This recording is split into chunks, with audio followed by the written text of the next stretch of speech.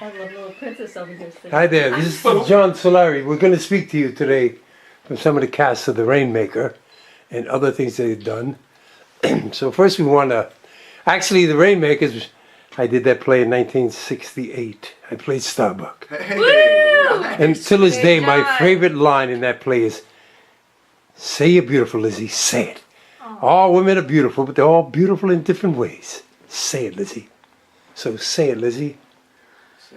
Your name. No, say your name. Say your name, Lizzie. I'm Lizzie. No, no. I'm Tanna Frederick. Right. And I'm super proud to be on John Solari's show. And we'll go from. I'm Stephen Howard. I'm glad to be here too. And what character do you play, Stephen? I'm H.C. Curry. H.C. I Curry. play Lizzie's pop. Papa. Oh, And over here. Particularly so, Robert Standley, I play Starbuck, just like you did. once upon a Oh, time. all right. Yeah. Now that's interesting. Yeah. To play Starbuck. I mean, Starbuck. everybody knows Burt Lancaster did it. Yes. Yes. Yes. But I mean, Burt Lancaster was one of my idols. He came from Harlem, Italian Harlem, which is now today Spanish Harlem. That's where he comes from originally. I didn't know that. And he was Wow. he was known as a good second story man in his day, if you know what that means. As in, Yeah, Film me because an idol. what does Because he that was- mean? It means he burglarized. He was such an athlete I that he didn't could know that. yeah. Must be all the trapeze stuff. And all that stuff. He was such an athlete. Oh, he could so Yeah. he was a burglar? Well, they said he was the best second story man when he was a kid. And this was Italian Harlem. So Well, in those he's days, poor, there was you know? well, And it that's wasn't what no. you're Well, poor. You need stuff. And he was in the circus. Fat Tony Solano. it needs And I can see how you go from burglar to acting. It's It yes, segues right. beautifully. very understanding. How did this come about? Let's talk a little bit about. Let's start with the lady. Why did you become an actor? I saw my best friend's show. There was a children's theater in Mason City, Iowa.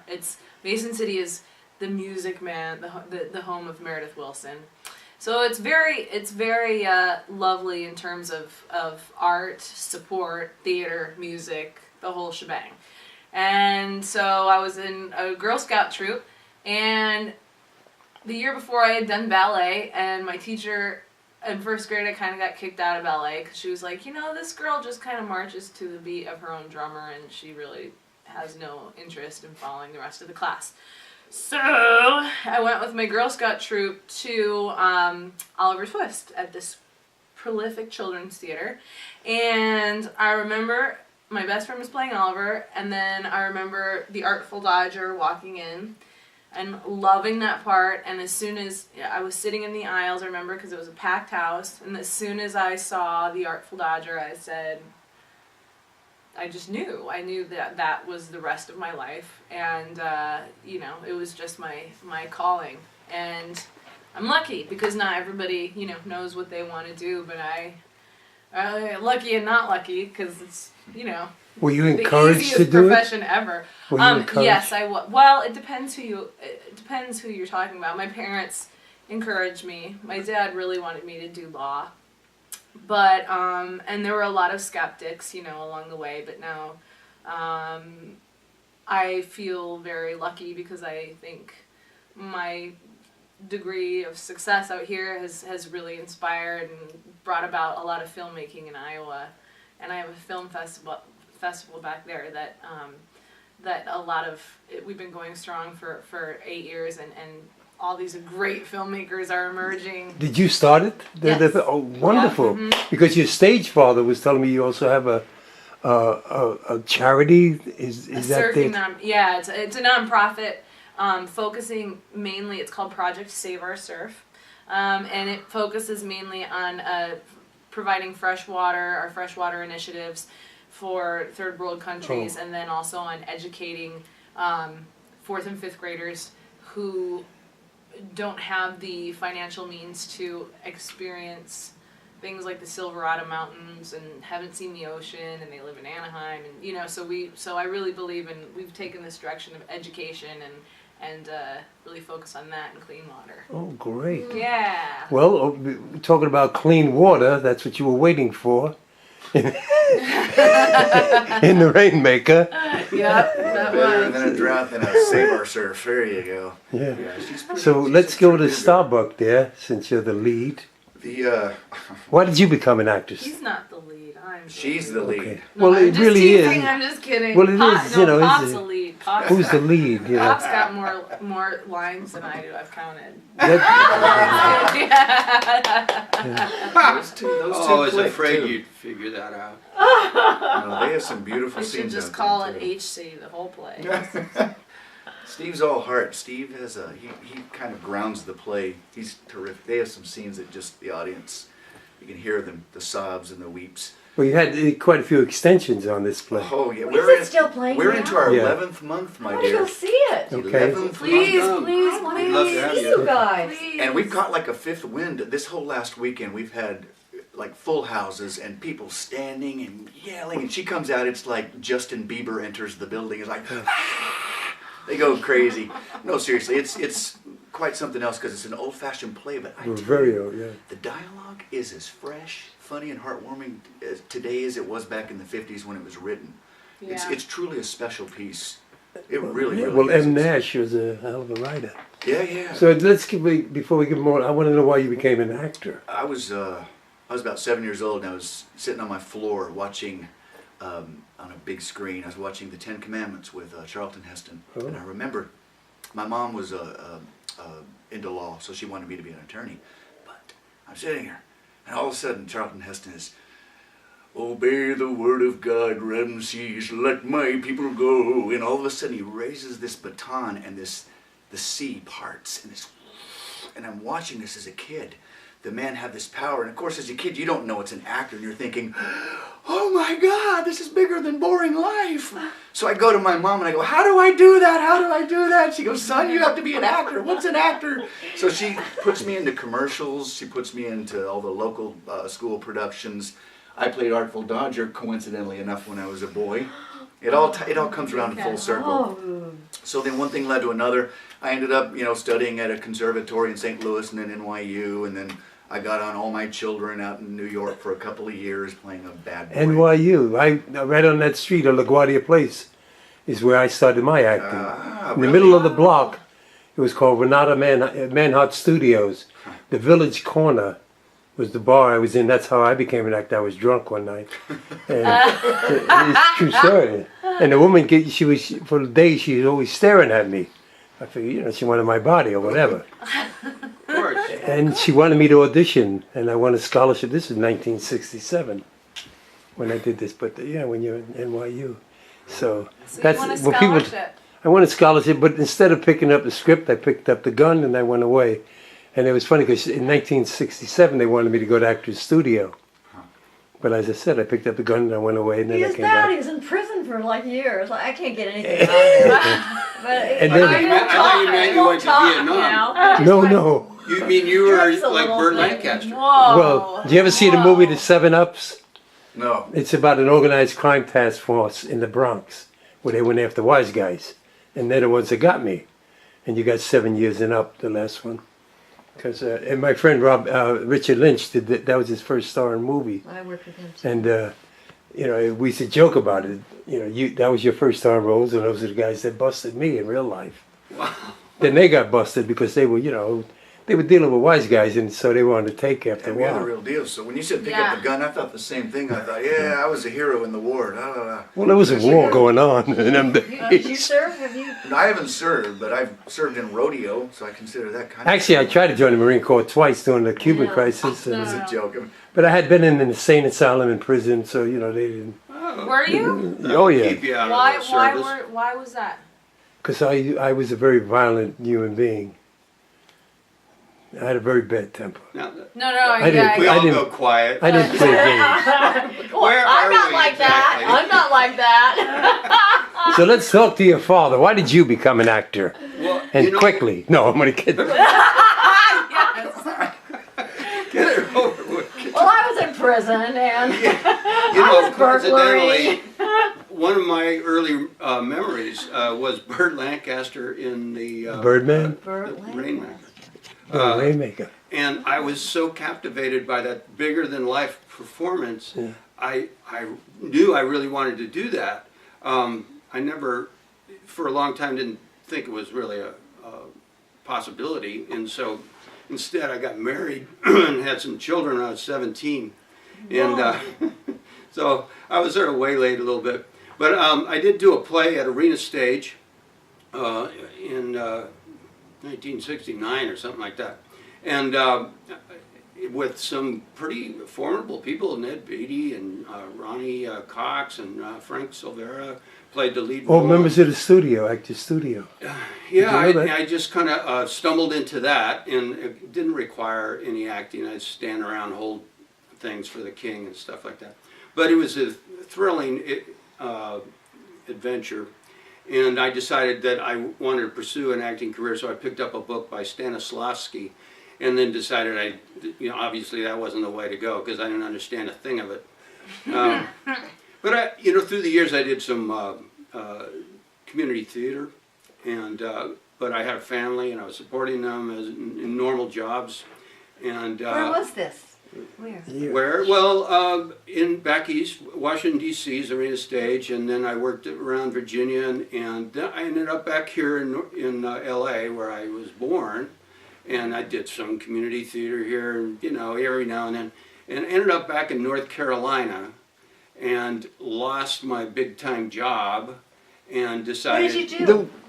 No, I was finish. I was a sales manager for a printing company, and for the southeast region, and my entire life was basically falling apart, and that was one of the things that collapsed, and so I thought while I was waiting for the next big opportunity in management, I would do the most obvious and simple thing. I'd get some work as an actor, because it obviously couldn't be very difficult.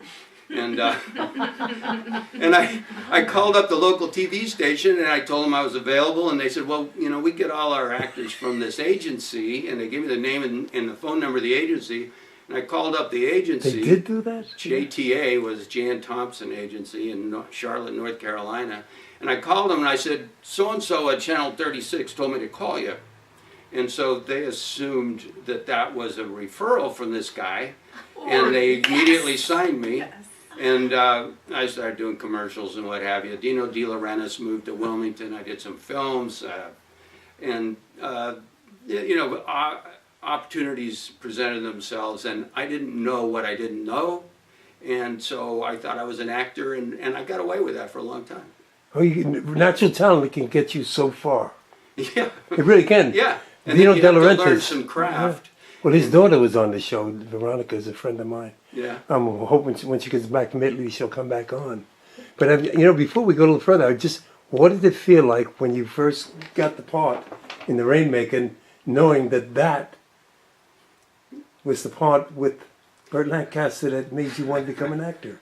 Well, by then I was too old to play Starbuck, and honestly, I looked at the play, I read it for the first time, and I saw that there were a lot of roles for men, and I thought, yeah, I got a pretty good chance of getting a role in this thing. Other than Starbuck, I could be a sheriff. Wendell Corey played the sheriff. It was kind of a cursory read, other than I'd been asked to read for the HC, and so I did study that a little bit more, and then I went and read for Jack Keller, and he apparently saw something that he liked, and I was blessed to be a part of the show, and Tanna and I had worked together before, so What did you work on before? Sylvia. Sylvia. The play? Yeah. Oh, We ran that. and a redhead too, because she's a, yeah. That's where I met her. Not Sylvia the poet, but Not Sylvia we Plath. got one. the, We got a really stupid review from one of those stupid. A friend of mine did it on Broadway, and we were just talking about her the other day, and I can't remember her name now. It just went blank. We did it about 10, 15 years ago on Broadway. We are trying to get tall the rights redhead. again because we ran for close to a year. We started out in Sierra Madre, brought it out here. He's the best owner ever. And but we have a real affinity for one another, and so Like, there was a lot of that. And then, but so we've been trying to get the rights back for Sylvia because it's such a crowd pleaser. It's such a beautiful. I mean, it's just so fun. And so the who do we call it? Samuel French or whoever dramatists plays who serves. The dramatist is in New They York. got but so Samuel mad at French. us Really? for calling so much and saying, "We'd like to revive Sylvia. Is it time yet? Can we do it yet? Can we do it yet? Can we do it yet?" They were like, "Please don't call us again until January 2014." So I think they might be reviving it on Broadway. And I'm gonna Marion kill Hotley. whoever. She did it. Jessica, Who? Sarah Jessica. Marriott Parker. Hotley did it. Oh, yeah. Mariette Hartley played. Yeah, because I remember I was in New York with her then. We were hanging out together. When she was couldn't doing possibly have been as physical. This was in the Hotley's 90s. Such a fun Kate, man. This was in the 90s. Kate, yeah, have you seen it? What? Wouldn't she be a great Kate? Oh yeah. Sharon Farrell. We're going to do a show with Sharon after you guys. I want to bring her in, because she is a great talent and very alive. But I want to know, let's talk a little bit about the work, how you guys work, especially now with, you're with studio, aren't you now? Are you a finalist, a member? No, I have never Have you been to the I have studio? 'Cause never been to the studio. I know a crap ton of people from there. Well, yeah, you I've got never to. auditioned, and Well, what's your method of work? I mean, your training. Let's put it that way. you know, I guess it's just starting out at 8 or 9 and just doing 4 to 5 shows a year, and in children's theater, just working with adults.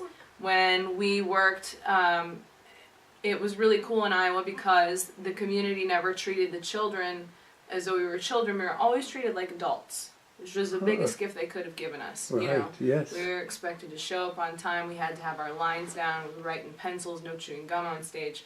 We had to kind of take part in every single aspect, painting the scrims and building the sets, and it was just a nonstop.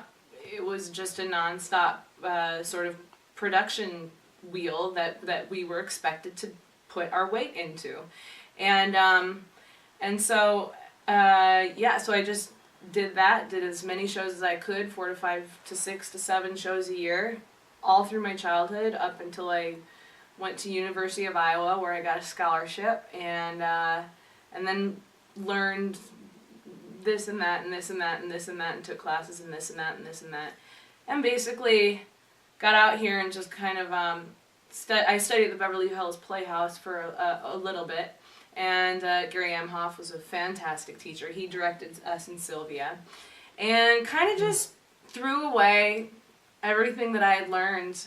You retain all of it, but pretty much I just threw everything away, and just that's an interesting line, because it's always been taught, the more we know as actors, the less we do.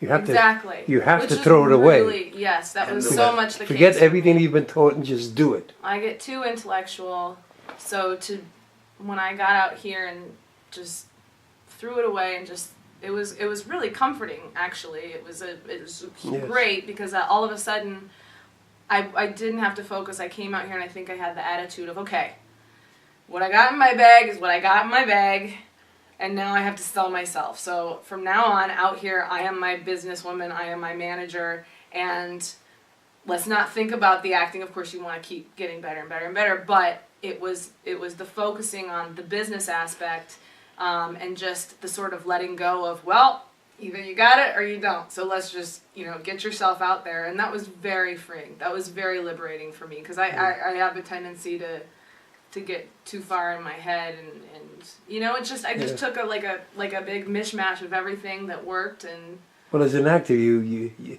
have so much you have to do to be able to let everything else go and concentrate. Yes. Listen, let me just do this. Yes. Is a gift. It's a gift. Totally. Not a lot of actors come out here. I mean, you have a family, so that gift that you have. So she's brilliant. I know she's brilliant, but I'm saying, brilliant. I'm trying to say. I mean, I think God just we don't all have that gift. Really? And how do you work, Starbuck?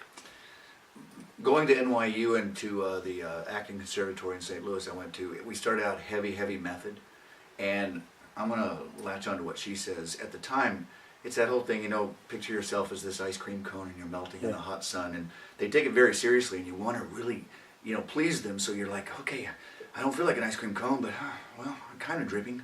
No, I'm not really dripping. I'll go back in the freezer. After a while, you get so frustrated because you're so in your head that I took it all in, but I wasn't making it work till I got out in the world and in trial and error, and I started throwing away this and throwing away that, and it came down to this. Basically, there's all these techniques. It all comes down to believing 100% what you're doing, and whatever it takes to get there. And I'll tell you, I do latch on to sense memory. That's one thing from the method I do use. Once I get a script and I look, I get the environment. The environment is vital to me, as is the relationship. For instance, if you're having a conversation with your mother in a cemetery, it's going to be a lot different than talking to your girlfriend who you want to screw when you're in a nightclub. Right. Those little things, you take it for granted, but when you really go there, it colors how you say it, how your eyes, all that other stuff. And like she said, you know, the less you do, the more you reveal.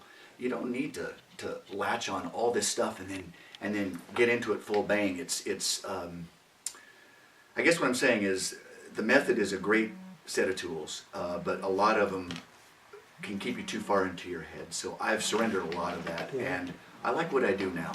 I focus on environment, relationship, what do I want, what's in my way, and then I go and I riff with the actor and hope that they're just as giving.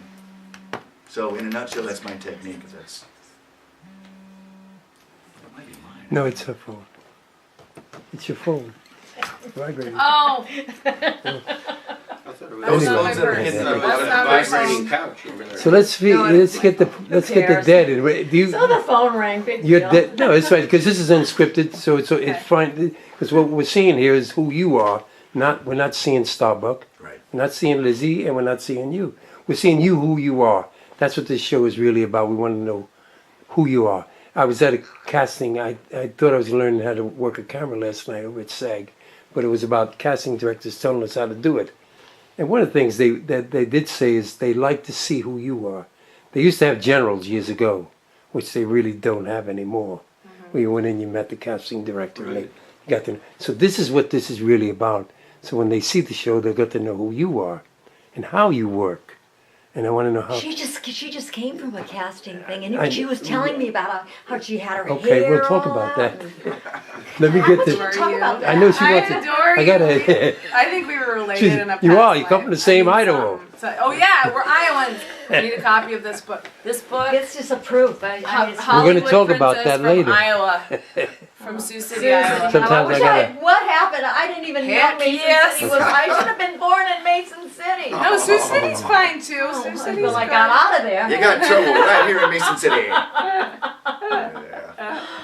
So it's it, when he was talking about the method now, see, the method is really your method.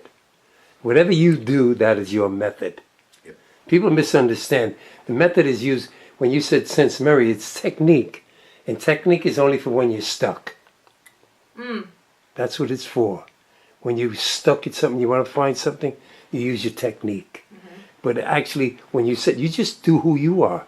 If I was Lizzie, how would I play this part? Right. It's not how would Lizzie play this part, because when you walk in, they know who Lizzie is, but they don't know who Tanna is. Yeah. And that's the fun part about it. You know, that's what we want to see, and that's what I know Stark. When I walked in and played Starbuck, I just told everybody, and that was waiting. You leave now. Starbuck is here. Own it, mister. You know? Own it. Well, I learned that from Arthur Penn, a great director. He told me break the rules. Good for you. You know, and I always believe in that as an actor. Yeah, you pick up little things from everywhere. Everywhere Yeah, you use it. that's what's fun about our business. Yeah. You never It is. stop learning. You never And stop The older learning. you get, the more you realize you don't know. Right. No, And how wonderful, because this I wanna- to But learn. then there's nothing at stake. You Since just this show is up and you this riff. is Technical Hollywood. stuff, all This- that technical stuff with the computers and Well, all of that. all that. Is But I like, want to talk about wow. that film Yeah, that yeah. you did about, since we are talking about actors, what it was like doing the film about coming to Hollywood.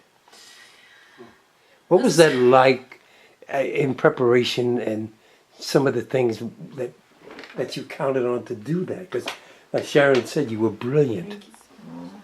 I want to hear about the audition she did today because when she was We'll talking do that about later, please. how she like Please. prepared for it and everything. You Please. guys are so cute.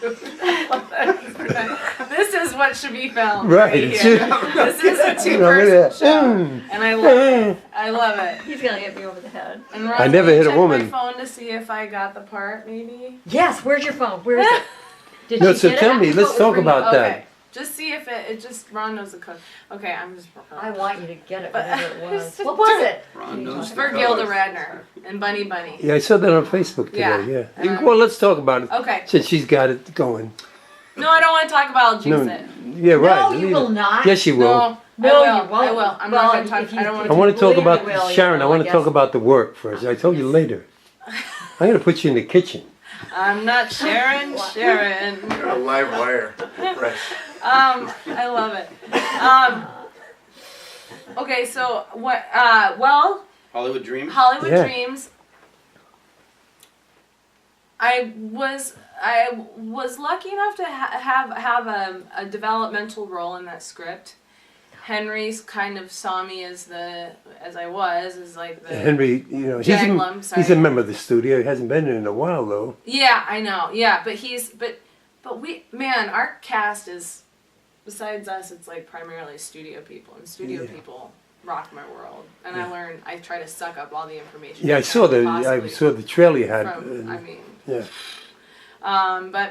but Henry always wanted to do, you know, he loves to do film That movies are real. about actors. Right. And so I had taken a play of his that he told me just to do a scene for acting class with this play, A Safe Place, which was his first movie.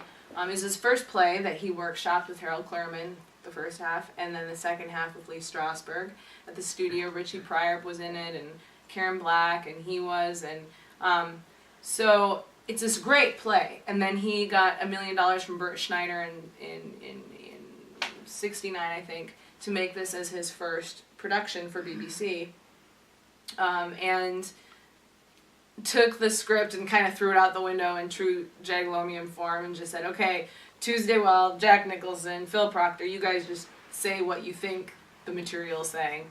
And it was this lovely, abstract, now out in the Criterion Collection film that was at that time very contentious, and people were throwing stuff at each other in the aisles and screaming, and you know, it was Henry right off the bat. Right off the bat. So he gave me the original script that he had done at the Actors Studio, developed there, and he said, why don't you go take this and do a scene for acting class? And I was like, oh, because I was working in his office. And I thought, okay. He goes, you know, and you know, if you find a theater or something, you know, I would never charge you a commission for this or anything like, or what is it? The royalties. Royalties. And so I'm thinking to myself, this is a Henry Jaglom play, and nobody has ever seen a Henry Jaglom play. So I went around town, and being an Iowan true to form, I sold every theater, hit every theater up, asked them if they would produce it, said, look, I got gold right here. This is Henry Jaglom's play, but you got to star me in it, you know. And I went around to everybody. Exactly, it was great. And then finally, it was rough because I went to like 20 plus theaters. Finally got the Skylight Theater to produce it, starred myself in it, and then Henry ended up coming to almost every show, and we ran it for 8 months. And as loose and free as he may be as a film director, man, he's so not that with theater. I mean, we're talking like 6 months into the run, he's still correcting. You said the, and it was an. What were you thinking? What were you thinking? You know, I was like, but it was great because then through that process, he learned, you know, we got a nice working rapport. He shouted and I listened, and it wasn't all that. He's a dear person, but basically he said, I want to star you in my next film about an actress who comes out from Iowa, because he had, you know, heard my stories, and I said, great, okay, I'll star in your next film. And so I took a lot of stories because I was waiting tables at the time, and I had heard I had gone through 7 different roommates who had come to Hollywood left, or maybe they were still there or whatnot, but heard a lot of different stories about actors, and I got just as excited about filming this and telling the story of an actor and their journey. You know, even the little things like cars breaking down and how actors can't afford We're going to stop right there because we're going to come back.